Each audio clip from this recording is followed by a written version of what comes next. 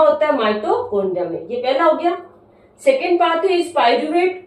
ये जो second pathway होता है वो कहाँ हो रहा है? मसल सेल्स में हो रहा है। आपके देखो, अगर पूछे ग्लूकोज का पाइरूवेट में कन्वर्जन होना, ये पाथवे कहाँ हो रहा है? साइटोप्लाज्म में। पाइरूवेट कितने पाथवे में गुजरेगा? 3 पाथवे।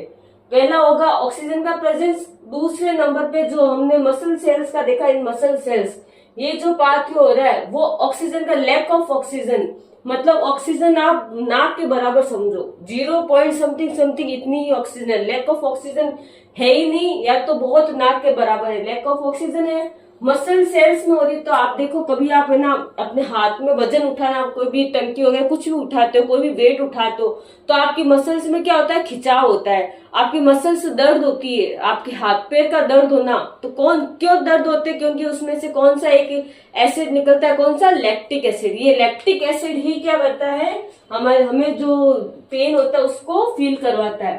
तो लैक ऑफ ऑक्सीजन मतलब ऑक्सीजन की कमी है, एनर्जी तो निकलेगी। ऑक्सीजन की कमी भी है, तो कौन सा एसिड बना? Lactic acid. ये जो सेकेंड पार्ट है वो कहाँ हो रहा है? मसल सेल्स में। थर्ड पार्ट जो एब्सेंस ऑफ ऑक्सीजन, उसमें ऑक्सीजन बिल्कुल भी नहीं है। अब ऑक्सीजन हो या ना हो, एनर्जी तो रिलीज होगी ही होगी, क्योंकि हो क्या रहा है? पाइरूवेट का ब्रेकडाउन। ध्यान रखना, ऐसा कौन सी चीज है जिसमें ऑक्सीजन के बिना भी आपके पाइरूवेट का कन्वर्जन हो रहा है? किसमें हो रहा है? Ethanol plus CO2 plus energy. ये क्या होता है? ईस्ट में। ईस्ट जो होती है ये आपके यूनिसेलुलर ऑर्गेनिज्म होते हैं। आपके एक चैप्टर आता है इसमें, यूनिसेलुलर ऑर्गेनिज्म, माइक्रो ऑर्गेनिज्म, उसमें आता है ईस्ट। इसमें क्या होता है? एब्सेंस ऑफ थर्ड जो आपके स्टेप बता रही हूँ मैं, एब्सेंस ऑफ ऑक्सीजन, ये ईस्ट में होता है। इसमें प्रोडक्ट क्या बनेगा? कैसे याद रखोगे? ऑक्सीजन है ही नहीं। फर्स्ट वाले में और थर्ड वाले प्रोसेस में दोनों में क्या निकलता है? CO2। आपको ऐसे ही याद रखना, पहला प्रोसेस ऑक्सीजन है, दूसरे में ना के बराबर है, मतलब लैक ऑफ ऑक्सीजन, तीसरे में बिल्कुल भी नहीं है। जब ऑक्सीजन है तब CO2 बाहर निकलेगा, और जब ऑक्सीजन बिल्कुल भी नहीं है तब भी CO2 बाहर निकलता है। तो देखो इधर CO2 दे रखा है।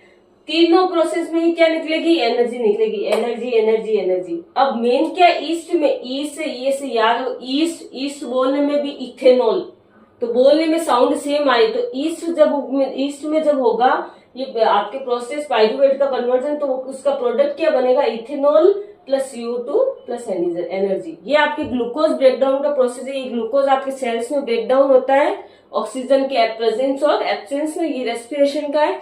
रेस्पिरेटरी पाथवे के लिए मैं अलग से वीडियो बनाऊंगी, ये आप नोट डाउन कर लीजिए। हिंदी मीडियम स्टूडेंट्स के लिए मैं नेक्स्ट वीडियो में हिंदी मीडियम स्टूडेंट्स के लिए ये एक्सप्लेन करूंगी। Thank you.